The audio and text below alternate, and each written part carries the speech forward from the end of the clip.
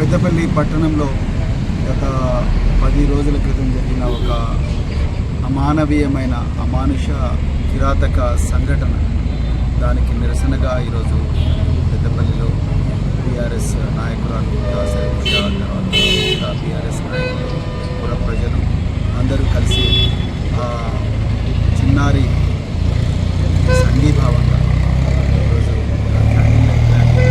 ఏర్పాటు చేస్తున్నారు. దానికి సంబంధించి ఇక్కడికి రావడం చాలా బాధగా ఉంది. ఇలా ఒక అభం శుభం ఎరగని ఒక 6 సంవత్సరాల చిన్నారి నిద్రిస్తుంటే దుండగులు ఎత్తుకొని పోయి కిడ్నాప్ చేసి కిరాతకంగా అమ్మాయిని అత్యాచారం చేసి చంపడం జరిగింది.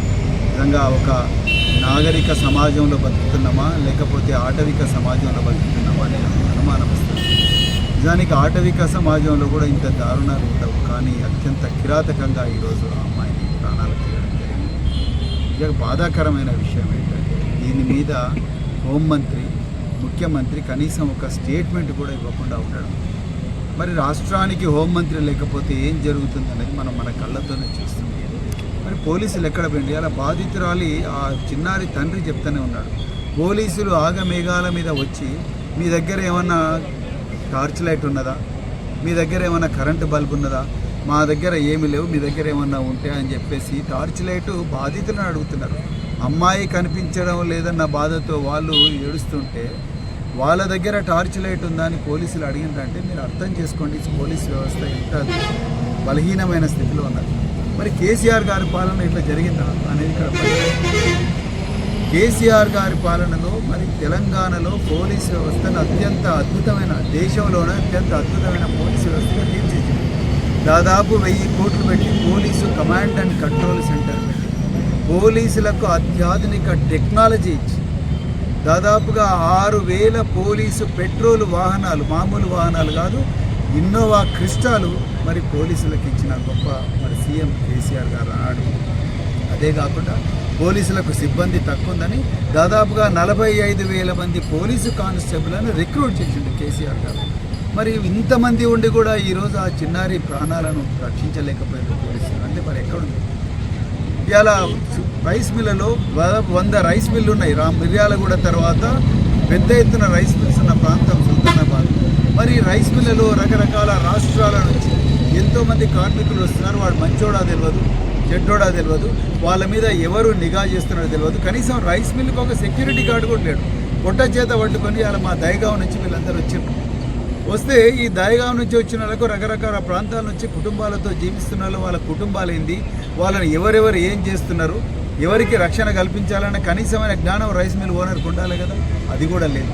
ఒక్క సెక్యూరిటీ గార్డు కూడా లేడు. నిజంగా పెట్రోలింగ్ ఉండి ప్రతి రైస్ మిల్లో సెక్యూరిటీ గార్డు ఉండి వాళ్ళందరూ వచ్చిన వ్యక్తులు మరి బ్యాచులర్స్ ఉన్నారా లేకపోతే కుటుంబాలు ఉన్నారా, వాళ్ళ మీద ఒక నిఘా పెట్టాల్సిన అవసరం రైస్ మిల్ ఓనర్ మీద ఉంది కదా.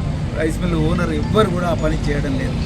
రైస్ మిల్లలో ఎవరు వస్తున్నారు, ఏ రాష్ట్రాల నుంచి వస్తున్నారు, వాళ్ళ నేర చరిత్ర ఏమున్నదని చూసే పరిస్థితి పోలీసులకు లేదు. ఇలా వాళ్ళని తీసుకొని పోయి మంచిగా జైళ్ళలో మేపుతున్నారు. ఇలా తల్లిదండ్రులు కోరుకుంటున్నది ఏంటి, వాడికి అత్యంత తీవ్రమైన శిక్ష పడాలి.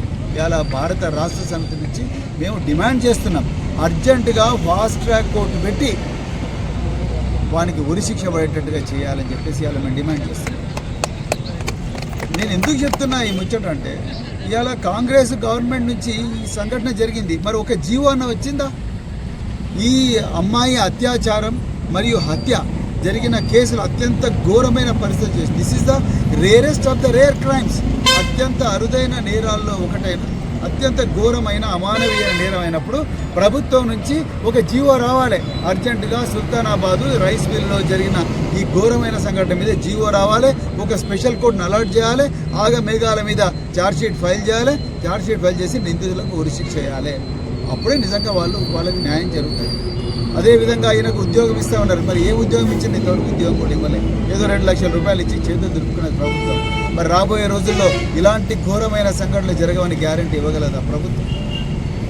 పిల్లలకి అంత రక్షణ లేదు. మేము మాలాంటి వాళ్ళని ఎక్కడ తిరిగి ఎట్లా తిరిగి అందరు మా తోడే ఉంటారా? మా తీసుకున్న వాళ్ళ అమ్మడు మా తోడే అసలు ఇంత బాధ కూడా లేదు. వాళ్ళ పిల్లలకైతే ఇక్కడ చేస్తారా సార్ చెప్పండి.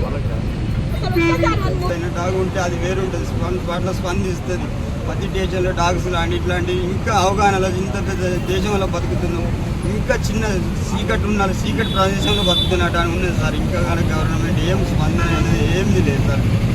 ఎవరు మాకు నిన్న కొద్ది ఇంకా చావాలని మేము బతకడానికి కూడా ధైర్యం సరిపోతలేదు సార్. ఆల్రెడీ జల్దీ ఇది ఘటనకి ఇంత